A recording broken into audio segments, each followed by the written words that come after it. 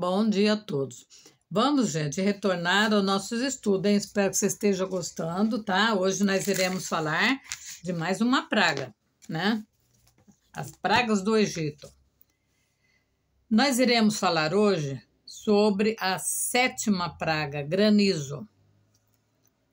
Disse o Senhor a Moisés: levanta-se logo cedo, apresente-se ao faraó e diga-lhe que assim diz o Senhor, ó Deus dos Hebreus: deixa o meu povo ir, para que me preste culto. Caso contrário, mandarei desta vez todas as minhas pragas contra você, contra os seus conselheiros, contra o seu povo, para que você saiba que em toda a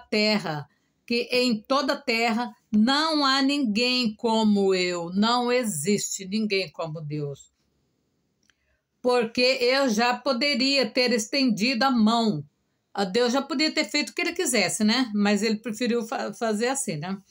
Ferindo a vocês e o seu povo com uma praga que teria eliminado vocês da face da terra.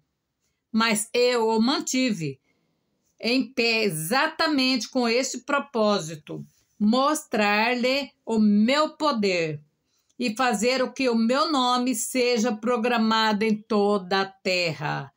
Contudo, você ainda insiste em colocar-se contra o meu povo e não o deixa ir.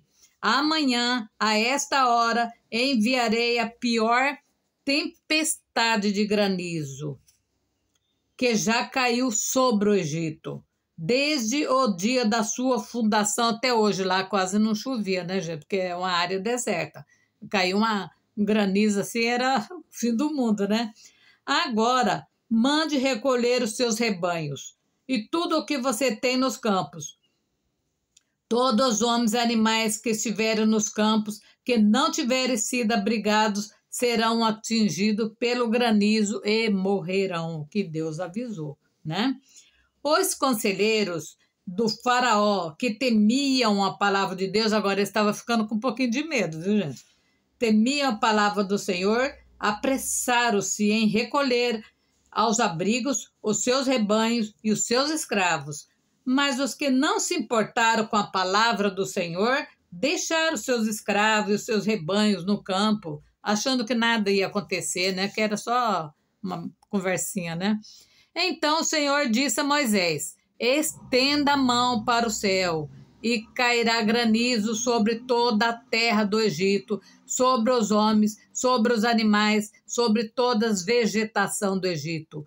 Quando Moisés estendeu a vara para o céu, o Senhor fez vir trovões e granizo e raios caíam sobre a terra.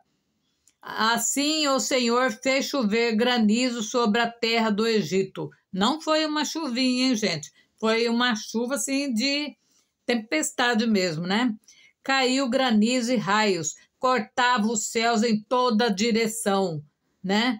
Porque era o quê? Castigo de Deus, né? Então, quando é castigo de Deus, não é uma coisinha suave como vocês pensam, não, viu, gente? Nunca houve uma tempestade de granizo como aquela em todo o Egito, desde que se tornou uma nação. Eu acho que nunca houve depois outra tempestade daquela, porque foi a mão de Deus pesando. Em todo o Egito, o granizo atingiu tudo o que havia nos campos, tanto os homens como os animais. Destruiu toda a vegetação, além de quebrar todas as árvores. Somente na terra de Gosém, onde estavam os israelitas, não caíram granizo. Então o faraó mandou chamar Moisés e Arão e disse-lhe: desta vez eu pequei.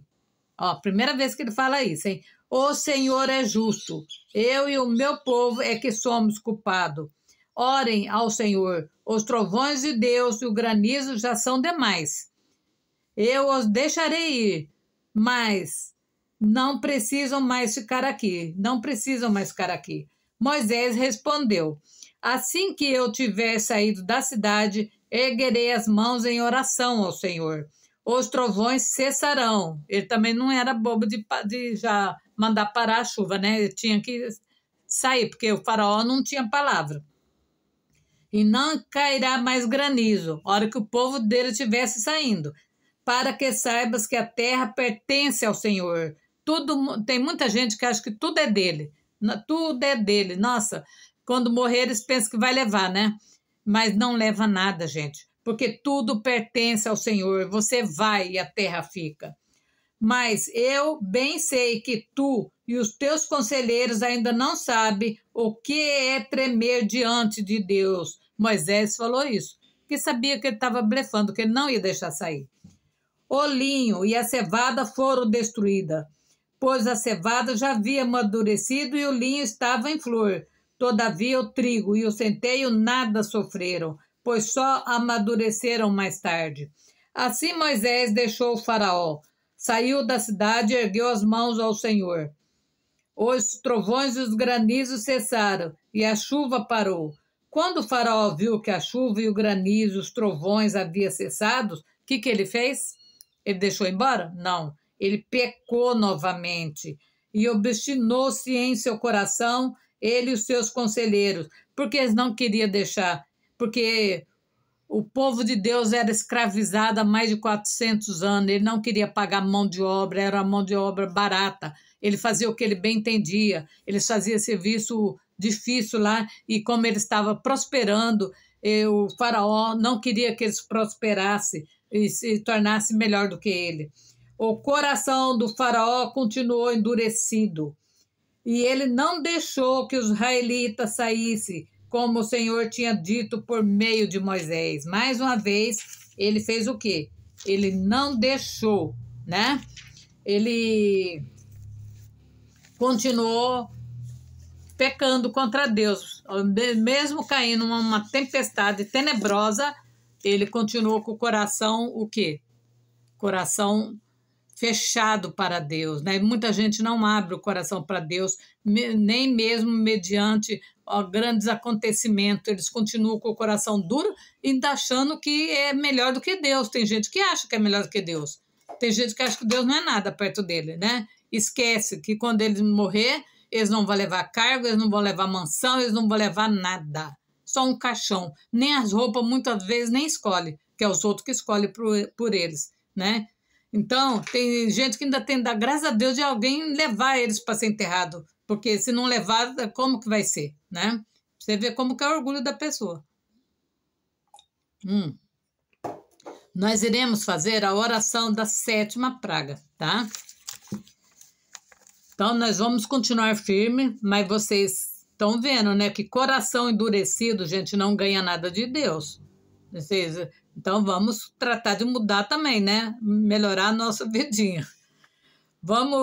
Agora nós vamos fazer outra oração, tá, gente? A gente brinca, mas as coisas é sérias. Você fala seu nome. Falou o nome, eu esconjuro a 7ª praga, né? Da praga do saraiva, de chuva, de granizo, para que toda força de destruição seja convertida em construção na minha vida. Todo negativismo, palavras de maldição lançado contra mim, onde falaram que eu nunca ia ser ninguém, que eu nunca ia conseguir nada, tudo isso seja quebrado no sangue de Jesus. Todo espírito de medo, fobia, neurose, insegurança, todo mal lançado contra nossas realizações, contra nossas finanças, nossos negócios, a nossa casa, nossos bens material, contra nossos sonhos, caiam por terra pelo sangue de Jesus. Que todas as edificações temporais e antemporais, visíveis e invisíveis desse mundo tenebroso, seja fortalecida e protegida pelas interpretâncias da vida e contra toda a ação do maligno, que Deus passa à frente, vai derrubando por terra todo o mal, tudo aquilo que a gente não consegue ver a olho nu. que é as forças malignas das trevas, saia da minha casa, saia da minha vida, saia das minhas finanças.